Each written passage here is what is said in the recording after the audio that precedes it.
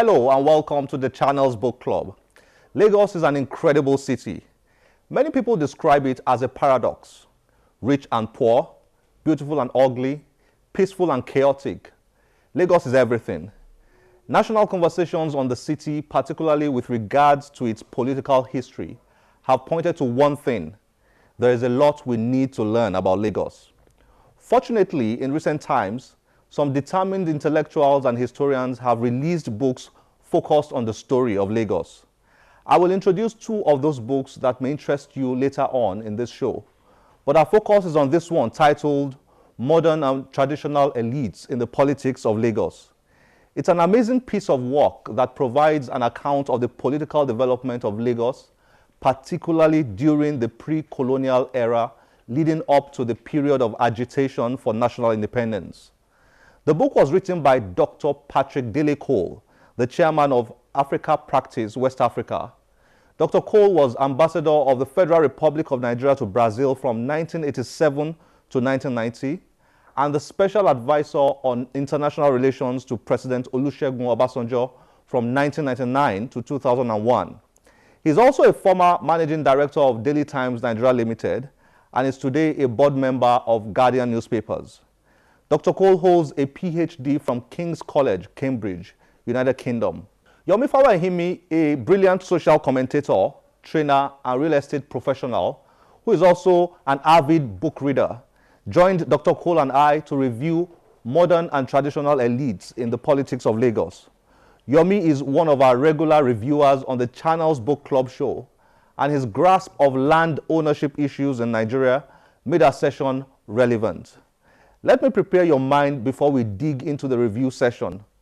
Dr. Cole's book is very academic and intellectual, but trust me, it's worth your time if you are keen on learning about the history of one of Africa's great cities. We'll be showing you only the first part of the book review session today. We'll bring you its concluding part next week. Enjoy the book review.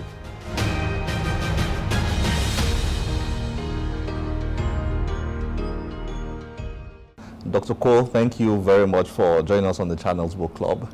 Well done. You've written a great book. Absolutely love it. Yomi, thank you for joining us. Yomi is going to be helping us to review this book with you. Modern and Traditional Elites in the Politics of Lagos. Let me start with Yomi. What do you think about the book? Can you summarize it and share with us your impression of it when you read it? Okay, this is a book. There are times people write what they call books that you won't call it a book. It's just an attempt to write a book. This is a rich resource for anybody who is interested in the story of Lagos, and congratulations for a great work. The quality of referencing. Typically when I see a book that is historical, when I read the table of contents, the next thing I read is the index and references, and these are all references. I mean, history that cannot be referenced is not history. That's one of the challenges we have in Nigeria today, where people tell you stories about issues and there is no other reference except themselves. I mean, well-researched, reference, adequate information for the various things about Lagos. I mean, it's an excellent book. I think anybody who wants to know about Lagos should read this book and know what's in there. I think that it's very important in terms from a historical perspective. We'll get to talk a lot more as we go on, but I was fascinated by the quantity and quality of information I found in the book regarding the history of Lagos. And there were so many characters mentioned that I've always known, for years, but never really knew a lot about them. People like Herbert Macaulay, Henry Carr, and the rest of them. But this book provided lots of insights into them, and then also the traditional structure, the Obaship structure, the various chiefs in Lagos. Obanikoro, who is a famous character in today's politics. The book digs into their history, and it's quite a lot of interesting things I found in the book. But I always like to ask Dr. Cole the story behind the book. There's always a story behind every book.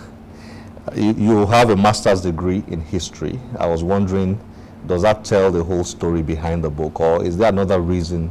No, this this book was my PhD thesis in the University of Cambridge.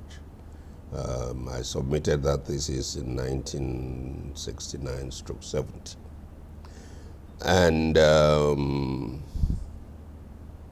the people who marked the thesis thought that I should turn it into a book. So I spent the next 5 years revising it. And so it was first published by Cambridge University Press in 1975.